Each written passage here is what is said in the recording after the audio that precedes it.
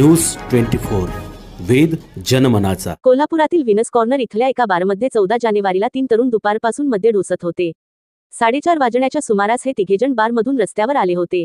तिथं त्यांनी धिंगाणा घालत वादावादी केली होती। रस्त्यावरील 3 ते 4 वाहन धारकांना देखील त्यांनी दमदाटी केली होती। त्याच दरम्यान मध्यवर्ती बस स्थानकाकडून बोंद्रे नगरच्या दिशेने जाणाऱ्या KMT बसवर या तिघांनी विनाकारण दगडफेक केली होती।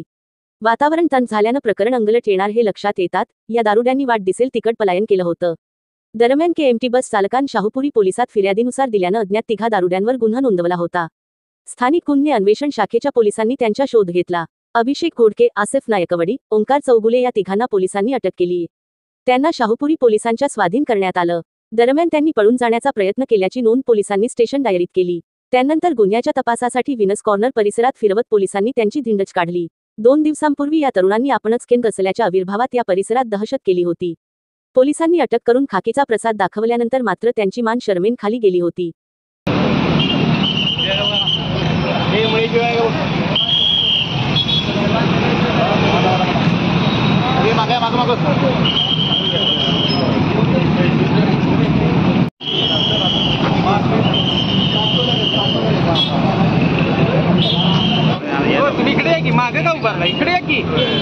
समोर कोल्हापूर महानगरपालिकेच्या सिटी बसवरती दगडफेक करून येथील काही तरुणांनी दहशत करण्याचा प्रयत्न केला होता।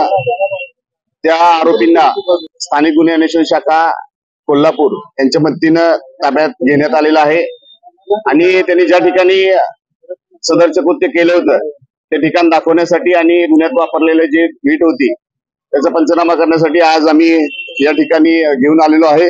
या 3 जे आरोपी आहेत त्यांची नाव आहेत अभिषेक मंगेश घोडके वय 26 वर्ष राहणार राजारामपुरी, आसिफ अमानुल्लाह नायकवडी वय 30 वर्ष राहणार इंगळी तालुका हातकणंगले आणि ओंकार जगन्नाथ चौगुले वय 22 वर्ष राहणार पाथरूड गल्ली सायबर चौक कोल्हापूर।